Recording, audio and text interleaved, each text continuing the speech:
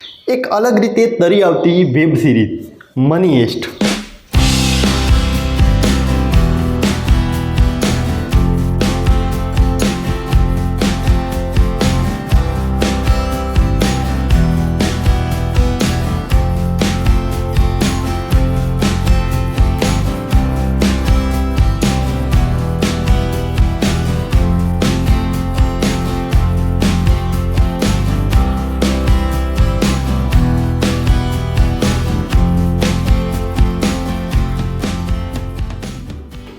Money heist એક એવી web series કે સૌ યુવાનોના મોઢે એમની વાત તો તમને સાંભળવા મળી જશે.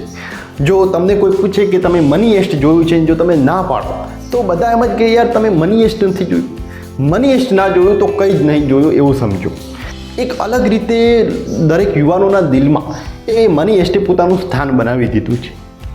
પરંતુ મની હેસ્ટનો સ્ટોરી લાઇન શું છે? તો કે ચોરી ઉપર આખી વેબ સિરીઝ બનાવવામાં આવી છે. તો ચોરીમાં શું જોવાનું? પરંતુ ખાલી ચોરી ઉપર કોઈ ધ્યાન નથી આપતું. એમાં જે ચોરી ચોક્કસપણે એમાં ચોરીનો જે વાત છે, ચોરીનો જે કોન્સેપ્ટ છે એ કદાચ છે, પરંતુ એમાં બીજી જે નોંધ કરવા જે બાબત છે કે લોકોને થોડીક અલગ પડતી, એમાં થોડીક મજા આવી હોય તો એ છે કે એમાં એક માઇન્ડનો ખેલ છે.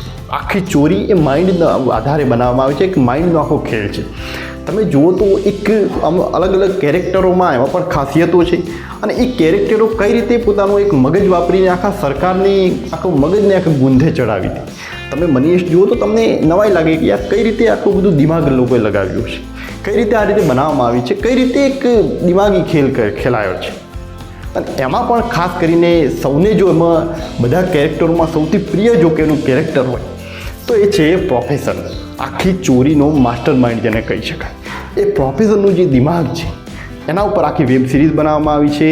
એ કઈ રીતે સરકારને પણ ગૂંથે ચડાવી દે છે એ બહુ સમજવા જેવી વાત હોય.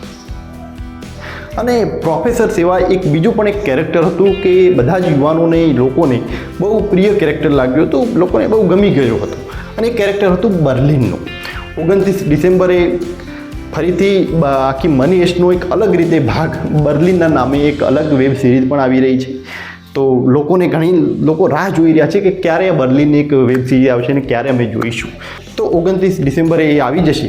પરંતુ બર્લિનનું જે કેરેક્ટર હતું એ બહુ અલગ પડતું આખું હતું. કારણ એ હતું કે બર્લિનને ખબર હતી કે 2 કે 3 વર્ષ પછી એનું મૃત્યુ થવાનું છે. છતાં પણ એ કઈ રીતે પોતાની એક એન્જોય કરીને એક લાઈફ જીવતો હોય છે. એને કાલે મૃત્યુ છે એનું કંઈ એને ડર નથી હોતો. પ્લસ કે જ્યારે ચોરી કરવા બેઠે ત્યારે એને હોસ્ટેજ ઉપર આખી બંદૂક લઈને બેઠા હોય, આજુબાજુ આખી બિલ્ડિંગની આજુબાજુ આખું સરકારી તંત્ર, પોલીસ બધું આખી ટીમ અને બેસાડવામાં આવેલી હોય એમને મારવા માટે. અને એવી સિચ્યુએશનમાં પણ બર્લિન આખી ચોરીને હેન્ડલ કરતો હોય છે. ચોરીનો આખો ઇન્ચાર્જ એ બર્લિન હોય છે અને બર્લિન એવા સમય એકદમ શાંતપણા સાથે આખું જે કરતો હોય છે એમાં ઉપર લોકોને બહુ મજા આવતી હોય છે. એના કારણે બર્લિનનું જે કેરેક્ટર છે એ બધાને પ્રિય થયું હતું.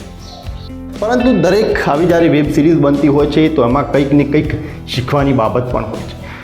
મની હેસ્ટની અલગ અલગ જ્યારે રીલ્સમાં કન્વર્ટ થતી હોય છે, એના જે અલગ અલગ એની ક્લિપો જ્યારે બહાર આવતી હોય છે તો મની હેસ્ટની ઘણી વધારે ક્લિપો એવી બહાર આવી હતી કે અલગ અલગ બાબત ઉપર બહુ નાના નાના સેન્ટેન્સમાં ઘણું બધું એ મની હેસ્ટમાં કહેવામાં આવ્યું હતું. બધું એક અલગ પ્રકારની આખી મજા આવતી હોય છે એવું કહેવામાં આવ્યું હતું. એમાંનો એક ડાયલોગ હતો કે જ્યારે પ્રોફેસર આખું ચોરીની જે આખું પ્લાનિંગ કરતા હોય છે ત્યારે કહેતા હોય છે કે ઘણા લોકો વર્ષો સુધી મહેનત કરે છે એક નાનકડી સેલેરી કમાવા માટે.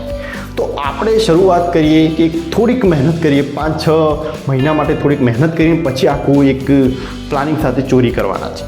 જોકે આપણે તો કોઈ ચોરી નથી કરવાની, પરંતુ આ વાત આપણે આપણા જીવનમાં પણ ઉતારી શકીએ છીએ. તમે જોયું છે કે ઘણા એવા બિઝનેસ કરતા હોય, કોઈ એવી ધંધો શરૂઆત નાની મોટી, કોઈ પણ પોતાના કેરિયર માટે શરૂઆત કરતા હોય છે તો એના માટે એક પ્રોપર પ્લાનિંગની ખૂબ જ જરૂર પડતી હોય છે. પરંતુ એના ઉપર આપણે ખાસ ધ્યાન નથી આપતા. તમે જુઓ કે જે પણ લોકો સફળ થયા છે એ લોકોએ ખાસ કરીને અમુક એવી બુકો પણ રિકમેન્ડેડ કરી છે, અમુક એવા સારા એવા વિડીયોઝ પણ એ લોકોએ રિકમેન્ડેડ કર્યા છે કે તમે આમને જુઓ પછી પોતાની એક શરૂઆત કરો. સંદીપ મહેશ્વરી પણ એક કીધું હતું કે તમે કોઈ પણ બિઝનેસ કે એવું જ્યારે શરૂઆત કરો તો હ્યુમન બાયોસિસ ઉપર, હ્યુમન સાયકોલોજી ઉપર થોડીક સ્ટડી કરો, પછી પોતાનું એના ઉપર કરો. કેમ કે એક હ્યુમન સાયકોલોજી શું છે એના ઉપર આખું બિઝનેસનું આખું માર્કેટિંગ ટકેલું છે અને એના આધારે તમે એ બિઝનેસમાં એક ટોપ લેવલ સુધી પણ પહોંચવામાં એ તમારી મદદ કરશે. પરંતુ આપણે એવું નથી કરતા અને જો કરીએ તો ચોક્કસપણે એમાં આપણને સારું એવું રિઝલ્ટ મળતું હોય છે. બીજી પણ અમુક જે વાતો શીખવા જેવી છે કે ગમે તેવી કોઈ એવી સિચ્યુએશન હોય, કોઈ એવી એકદમ પ્રેશરફુલ જે સિચ્યુએશન કહી શકાય એવી જ્યારે સિચ્યુએશન હોય, એવી સિચ્યુએશનમાં કઈ રીતે પોતાની જાતને હેન્ડલ કરવી, કઈ રીતે પોતાની જાતને એકદમ શાંત રાખીને એ સિચ્યુએશનમાંથી બહાર જવું, એ પણ આ વેબ સિરીઝમાંથી ચોક્કસપણે આપણને શીખવા મળે છે, ખાસ કરીને બર્લિનના કેરેક્ટરમાંથી. કોઈ પણ સિચ્યુએશનમાં હોય કઈ રીતે શાંત બનીને કઈ રીતે એનો એક શાંતપણા સાથે એનો સામનો કરવો, એ આ બર્લિનમાંથી શીખવા મળતું હોય છે.